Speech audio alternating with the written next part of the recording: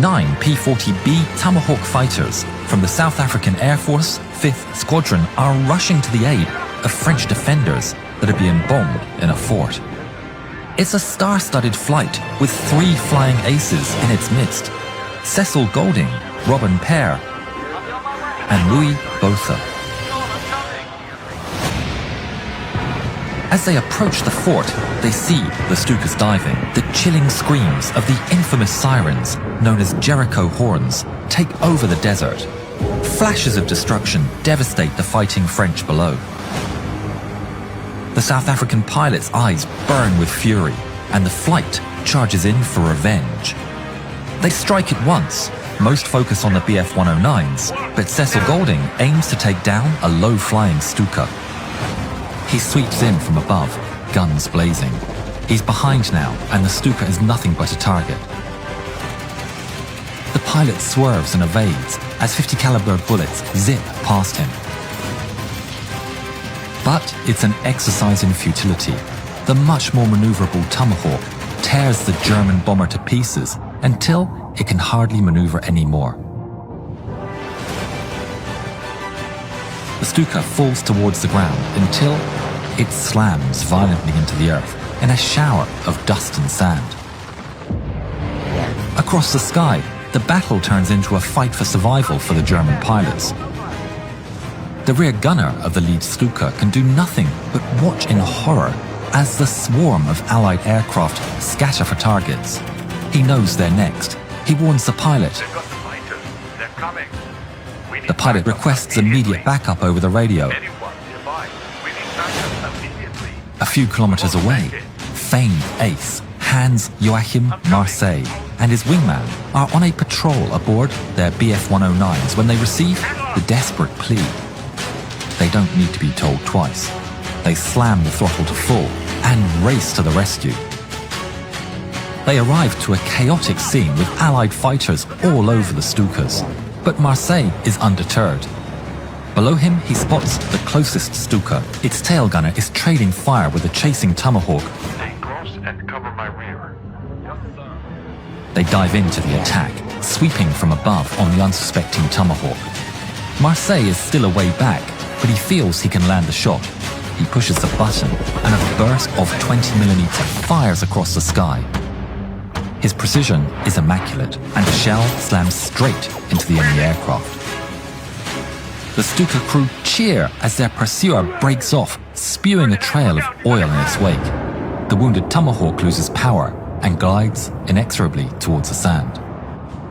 Golding watches in horror as he sees his friend go down in a cloud of dust and sand as it hits the earth. In a fury, he turns to meet Marseille. The two aviators are on a collision course. Both are fearless and daring, staring down each other's barrels. They open fire, holding the trigger down as they see the enemy's tracers streaming from both planes. 50 cals zip by Marseille, every one missing its target. Golding has no such luck. His Tomahawk is struck, square in the nose. Shrapnel enters the cockpit, severing the control stick and striking Golding on his left leg. The German emerging victorious. Golding has lost pitch and roll control, but he's too low to bail. Despite the pain, he works through the situation. He can still use the rudder to steer left and right using his healthy leg, but it causes a roll. Fortunately, the Tomahawk can extend flaps independently, so he uses them to carefully counteract the roll. Very gently, he limps the aircraft lower and lower, cutting back on the throttle to slow for the eventual landing. His heart accelerates the closer the ground gets. The slower he goes, the more he needs to deploy the flaps just to keep the nose up. He skims the ground as low as he dare. The aircraft bleeds off speed as he deploys more and more flaps to keep it in the air, shedding as much speed as he can before the inevitable impact.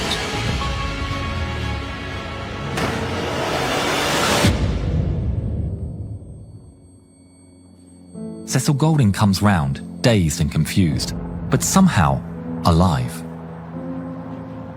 He pulls back the canopy and is surprised to see none other than his friend who was just shot down, running to his aid. got my leg. Come on, let's get you out. I'm down. Robin, Louis, make sure you get the blood. Robin Pear hears the message and doesn't wait around as he sees Marseille's Bf 109 in the distance. He sets a course to intercept alongside his wingman. Marseille is running low on 20mm ammunition, but he's far from done. As the two Tomahawks approach him, he turns to face the danger head on. Pear opens fire. Then Marseille. But today, luck is with the German. Pear's hand releases the trigger as a 20mm volley pummels through the cockpit of the Tomahawk. It's over. As Pear stops firing, this tells the German ace all he needs to know, and the Tomahawk drifts down, exploding in a ball of fire. Back on the ground, Morrison and Golding are making their way on foot to the fort, when the pair notices a third airframe smoking on the ground. It's the Stuka Golding had shot down just a few minutes prior. They make their way to the wrecked enemy aircraft as fast as they can with Golding's injury, while the smoke grows into a fire. Golding tells Morrison to go on ahead, and the captain sprints the last leg of the distance. Within, he sees a German pilot hunched over the controls, weak but alive.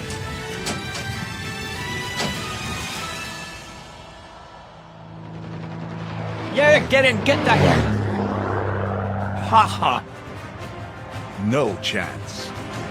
Back in the air, Louis Botha, the last of the 5th Squadron's 3 aces, spots Marseille hounding yet another one of his friends, and he charges in to the rescue.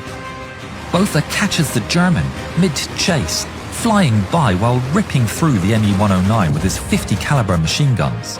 Marseille immediately breaks off the chase, leaving the extremely battered Tomahawk to escape the scene.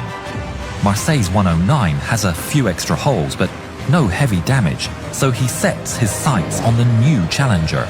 The pair lock themselves in combat, twisting and turning in a variety of aerial maneuvers. Marseille catches glimpses of Botha, and Botha does the same, both opening fire and striking the enemy, but both failing to land that critical hit. They grind each other down in a battle of wits and cunning, but as it drags on, Marseille starts to gain the upper hand. Botha just can't keep up. Marseille is flying like a man possessed, somehow managing to find opportunities to fire when no other pilot can. Bit by bit, the German grinds down the Allied Tomahawk. Botha can feel its performance deteriorating. The opportunities are becoming scarcer, and escaping enemy volleys becoming harder.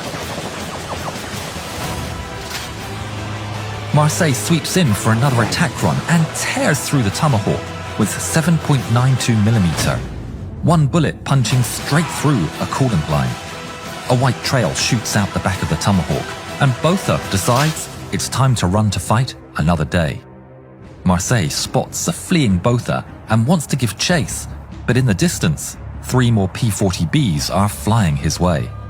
He glances at his ammunition counter, and the needle is right at the bottom. He has no choice. He has to turn for home.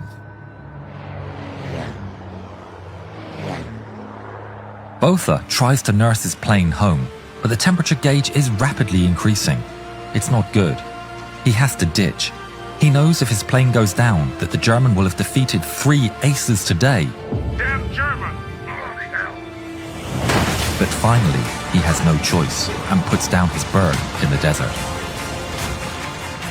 All 3 aces were defeated, and only 2 escaped with their lives. Marseille, on the other hand, returns to land with 6 more victories to his name, bringing his tally to 75. Leave some for me next time. 9.